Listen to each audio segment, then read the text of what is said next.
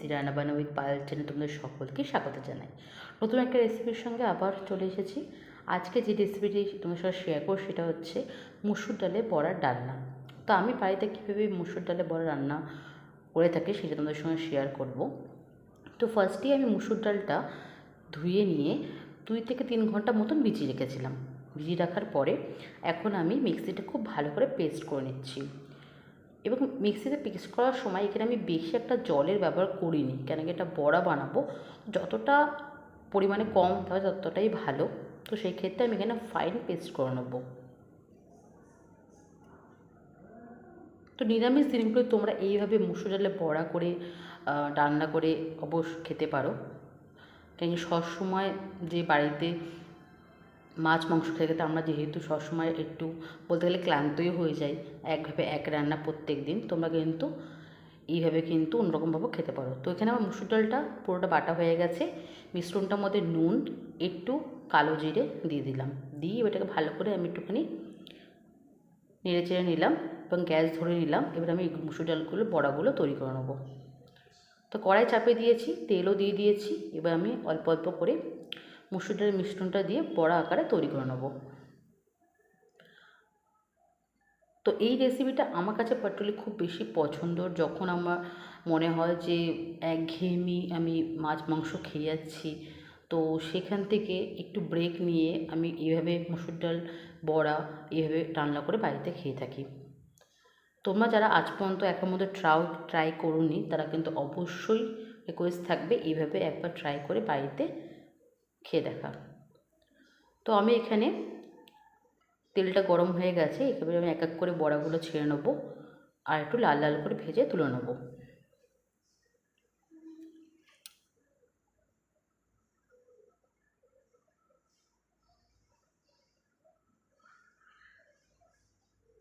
তো এখানে বেশ অনেকগুলি বেশ বড়া এখানে হয়েছিল ডালনাতে। তো এখানে আমি প্রথমে ডাল যে ভিজিয়েছিলাম, এখানে 200 গ্রাম মতো ডাল ভিজিয়েছিলাম। তো এখানে আমি গ্যাসের ফ্লেমটা আমি হাইতে রেখেছি, রেখে আমি এক পিঠ ও পিঠ করে ভেজে নেব। যখন দেখবো এটা বেশি পুড়িয়ে যাচ্ছে তখন সেক্ষেত্রে আমি ফ্লেমটা অবশ্যই কমিয়ে দিয়েছিলাম। তো এখন আমি এটাকে আস্তে আস্তে ভেজে নিচ্ছি। তো এটা আমার ফার্স্ট লটের বড়া ছিল, এটা প্রায় ভাজা হয়েই গেছে, আর একটু হলেই এটা হয়ে যাবে। তো মোটামুটি দেখতে পাচ্ছ বেশ ফুলেও গেছে। তো এখানে আমি আর কিছু অ্যাড করিনি মিশ্রণটার মধ্যে। তোমরা চাইলে এখানে একটু মিষ্টি বা কাঁচা লঙ্কা এভাবে অ্যাড করতে পারো, কিন্তু আমি এখানে বেশি কিছু অ্যাড করিনি। তো আমি এখানে এক করে সেটা বড়াগুলো তুলে নিলাম, বেশ সুন্দর ভাজা হয়েছে। এবং সেকেন্ড স্লটে আমি আবার দিয়ে দিলাম। এটা কিন্তু ডালনাভাবে রেসিপিটা আমি আজকে শেয়ার করছি, কিন্তু এইভাবেই যে বড়া ভাজার পরেও কিন্তু তোমরা এটা এইভাবে ডালের পাশে নিতে পারো। তো তোমরা এইভাবেও কিন্তু বড়া করেও খেতে পারো। এইভাবে আমিও বাড়িতে একার সময় করে থাকি, সবসময় রান্না করি এমন নয়। তো ভাত ডালের পাশাপাশি কিন্তু তোমরা এইভাবে বড়া ভেজে নিও, কিন্তু খেতে পারো, সেটাও খুব সুন্দর লাগে। তো সেকেন্ড স্লটে আমি বড়া দিয়ে দিয়েছি এবং এটা ভাজছে। এই সময় কিন্তু ফ্লেমটা হাইতেই রাখবে। যখন দেখবে এক পিঠ হয়ে গেল, আমি ওই পিঠ এবার উল্টে দেবো। তারপর আমি দু পিঠ যখন আমার পুরোপুরি ভাজা হয়ে যাবে, তারপরে আমি ফ্লেমটা একটুখানি মিডিয়ামে রাখবো, যাতে বড়াগুলো আমার পুড়ে না যায়।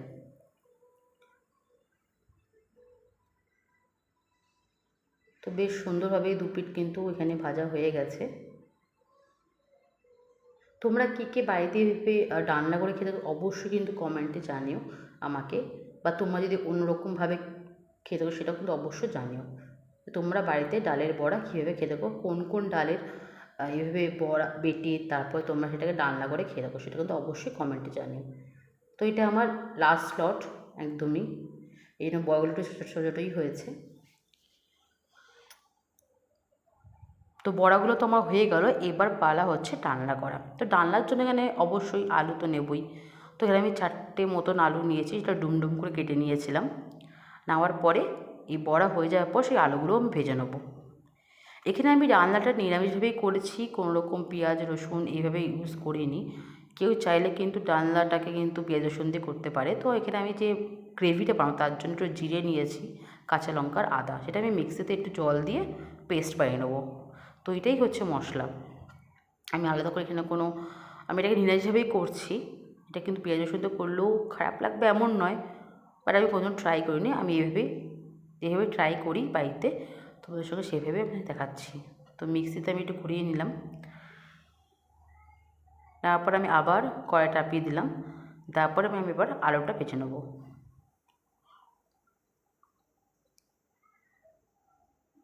তো আলুগুলো দেখছো ডুমডুম করে কেটে নিয়েছি। আমি এখানে মোট 4টে মতো আলু নিয়েছি, ওগুলো লাল লাল করে ভেজে নেবো। লাল লাল করে ভেজে নিয়ে আমি এবার তুলে নেবো। একটু হলুদ একটু লবণ দিয়ে আমি আলুগুলোকে ভেজে নিলাম।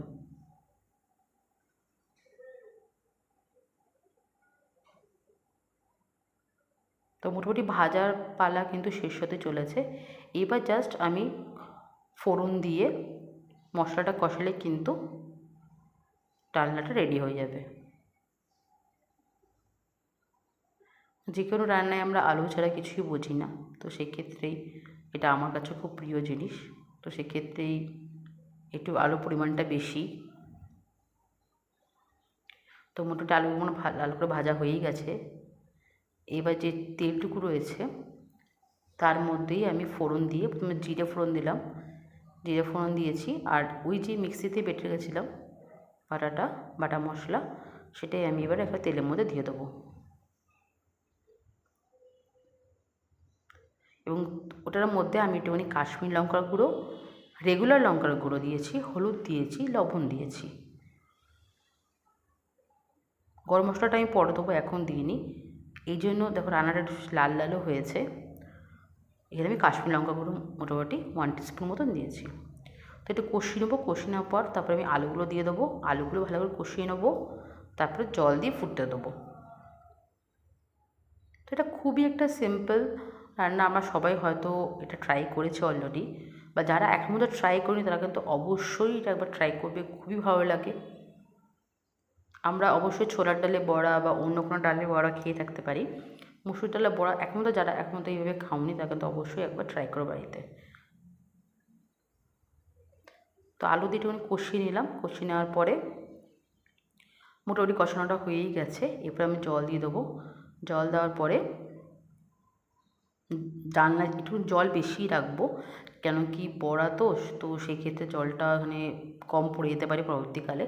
তো যে পরিমাণে ঝোল তোমার মনে হবে তার থেকে একটু বেশি জল দেবে, এই বড়া কিন্তু জল চুষে নেবে, তখন খাওয়ার সময় জল হয়তো ঝোল থাকবে না। তো সেক্ষেত্রে আমি একটু বেশি ঝোল নিয়েছি। এবার ফুটে গেলেই আমি বড়াগুলো ঢেলে দেবো। তো ঢেলে দেওয়ার পরেই কিছুক্ষণ থাকবে স্টিমে, তারপরেই নামিয়ে নেবো গরম মশলা দিয়ে।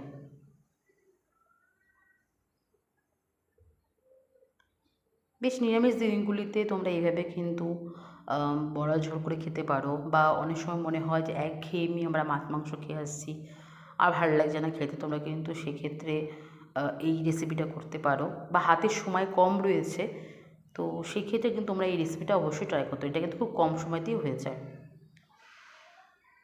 তো সামান্য আমি এখানে একটুখানি ঢেকে রেখেছি যাতে বড়াগুলো ভালো করে ফুলে যাক। দেখতেই পাচ্ছ বড়াগুলো বেশ ফুলে গেছে, আর বেশ রান্নাটা আমার শেষ হয়েও গেছে। এবার আমি একবার চেক করবো যে আলুগুলো সেদ্ধ হয়েছে কি না। দেখলাম যে আলুগুলো সেদ্ধ হয়ে গেছে আর বড়াগুলো বেশ ভেসে উঠেছে। তো আমি এখানে 1 টিস্পুন মতন গরম মশলা দিয়ে দিলাম। আমি এখানে গোটা গরম মশলা নিয়ে আসি দোকান থেকে, নিয়ে এসে সেটা গুঁড়ো করে নিই। দেখতেই পাচ্ছ কি সুন্দর বেশ ফুলে ফুলে গেছে। তো আমি তো এটাকে এনজয় করেছি রুটির সাথে, তোমরা অবশ্যই ভাত চাইলে ভাতের সাথে এনজয় করতে পারো।